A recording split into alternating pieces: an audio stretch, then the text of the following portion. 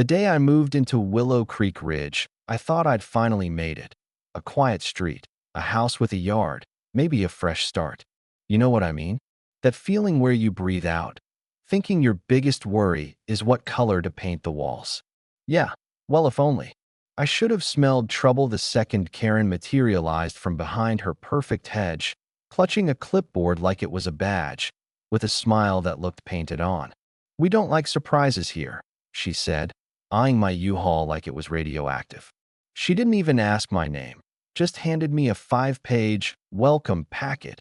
Rules on everything from mailbox height to what days you can mow, and apparently, a single plastic flamingo could launch a holy war. That laugh I gave her, it aged like bad milk that I figured maybe she was just quirky. One of those neighbors who means well, but can't mind their own business. Boy, was I wrong. Karen introduced herself as the acting president of the HOA, but really, she acted like the neighborhood was her personal kingdom. My Mustang in the driveway. Urban disruption. The tiniest wind chime on my porch. Sound pollution. She had a rule or a glare for everything that IT got weird fast. She checked my mailbox with a tape measure. She counted the pavers leading to my front door. She even scolded me for hanging a wreath in October. We don't decorate out of season. She gave me a welcome basket with cookies that tasted like cardboard and a pamphlet on harmony through uniformity. The way she handed it to me, you'd think I'd just moved in with a criminal record that I tried to keep my head down, trimmed the hedges, parked where she said, even tried chatting with the old lady next door. But it was like Karen had installed herself as the gatekeeper of every conversation. If you talked to a neighbor, you'd see her pop up, eavesdropping, eyes narrowed like you were plotting a coup. Still, I figured it would settle down. It had to, right? But the first HOA meeting changed everything. The community clubhouse looked more like a set for a bad cult movie. Rows of metal chairs, a fake marble bust in the corner, and a big portrait of some founder who, I swear, could have been Karen's ancestor. She called the meeting to order with a gavel. Yeah, a real gavel. She even introduced me as Mr. Mustang. People chuckled, but not in a nice way. The agenda? Lawn heights, leash lengths, complaints about someone's cat being too aggressive. I kept my head low, drank the free coffee, told myself it was just a little hazing. But Karen never let her eyes off me, like she was waiting for me to confess to a murder. Then the group chat lit up, $400 missing from the HOA donation box. Never had a theft before. Suspicious it happened right after a new neighbor moved in. I stared at the screen. Was this really happening? In 10 minutes, the sharks started circling. Maybe someone unfamiliar with our values. Should we background check new residents? I replied, kept it polite. Sorry to hear about the missing money. Hope you find it. But Karen swooped in with, it's about trust. We all trust each other. Or we used to. From then on, it was like I had a scarlet letter. The neighbor who used to wave now ducked his head. The mailman stopped at the edge of my lawn like the grass was toxic. Even the dogs crossed the street to pee on someone else's mailbox. Karen hadn't just accused me. She'd set the tone, and everyone fell in line. The next morning, Karen was at my door with Barb and Doug, her 2 loyal sidekicks. She didn't knock. She jabbed the doorbell so many times my dog started barking in Morse code. Just wanted to give you a chance to return the money privately, she said, eyes darting around like I was hiding it under my welcome mat. Doug folded his arms. Barb sniffed like she could actually smell guilt. We're a forgiving community. Just admit it, drop it in the box. We'll forget it ever happened. I just stared, then stepped out and said, excuse me?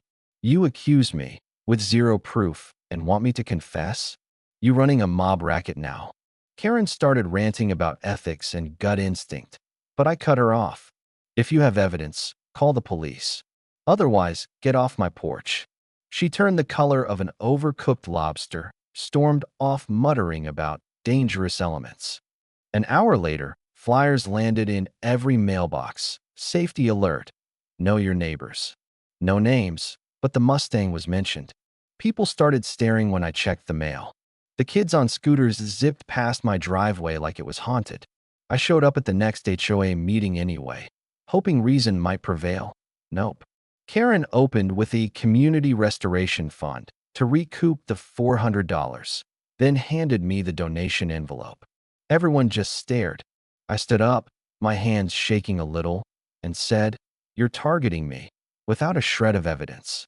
I'm not going to sit here while you slander me and turn this neighborhood into your own kingdom." She smirked, but I was done playing nice. What Karen didn't know was that I'd been keeping records, screenshots of every chat, photos of the flyers, doorbell cam videos of her porch lectures, even a voice memo where a neighbor admitted Karen warned him not to trust me. That night, I called my cousin, a civil attorney with a mean streak for bullies. He looked at the evidence and smiled. She wants a fight? Let's give her one. 2 weeks later, Karen got served a lawsuit right on her front lawn, mid-trim in her leopard robe. Her scream echoed all the way down Willow Creek. Defamation, harassment, emotional distress, the works. She tried to brush it off, calling it an attack on our values. But you could see the panic setting in as soon as the court date landed. Court day was a show. Karen wore a beige suit, chin high. I showed up with my cousin and a folder labeled Karen's Greatest Hits. The judge listened to both sides. "So, you accused your neighbor, spread flyers, and started rumors, but never called the police?" Karen sputtered about community protection, but the judge wasn't having it. "You acted with malice, not justice. Guilty of defamation. You owe $30,000 in damages and a written apology, delivered through every channel where you spread these lies." Karen's jaw dropped. The whole room watched as the neighborhood queen finally lost her crown. Even Barb and Doug wouldn't look at her. The judge's last words? "This is a community, not a dictatorship. Learn the difference." Outside, a local news crew was waiting. Karen shoved past them, jumped into her car, and peeled away. The reporter turned to me and asked, "Any comment?" I just smiled. "Yeah, never underestimate the new guy." So what do you think? Did Karen get what she deserved? Ever deal with a neighborhood tyrant? Share your stories, your advice, or your take on what makes a real community. Because in the end, the only way to beat a bully is to stand your ground and maybe keep a folder of receipts.